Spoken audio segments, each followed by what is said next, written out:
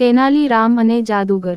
મારી ચેનલમાં નવા છો તો મારી ચેનલને લાઈક કરો, શેર કરો, સબસ્ક્રાઇબ કરો. ધન્યવાદ. એક સમયે રાજા કૃષ્ણદેવ રાયના મહેલમાં એક જાદુગર આવ્યો અને વિવિધ પ્રકારના જાદુ બતાવીને સૌનું મનોરંજન કરવા લાગ્યો.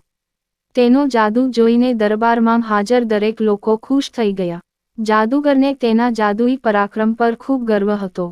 જાદુ બતાવ્યા પછી તેણે ત્યાં બેઠેલા લોકોને પડકાર ફેંક્યો કે શું કોઈ એટલું બળવાન છે કે તે જાદુમાં તેને હરાવી શકે. ત્યાં બેઠેલા બધા જ એકબીજાને ચૂપચાપ જોઈ રહ્યા. જાદુગરની ચેલેન્જ સ્વીકારવા કોઈ આગળ ન આવ્યું. દરબારમાં બેઠેલો તેનાલી રામ પણ આ બધું જોઈ રહ્યો હતો. જ્યારે કોઈ આગળ ન આવ્યું ત્યારે તેનાલી રામાએ ઊભા થઈને જાદુગરનો પડકાર સ્વીકાર્યો.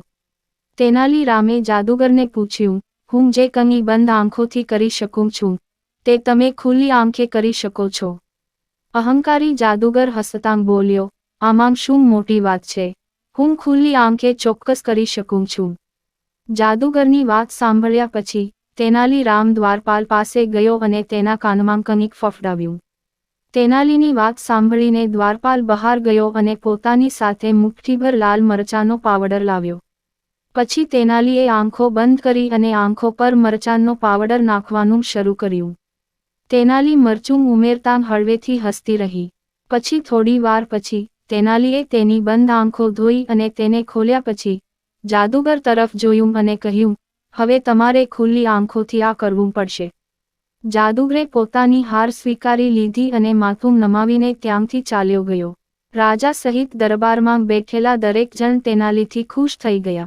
મહારાજા ખુશ થયા અને તેનાલીને ઘણી ભેટો આપી.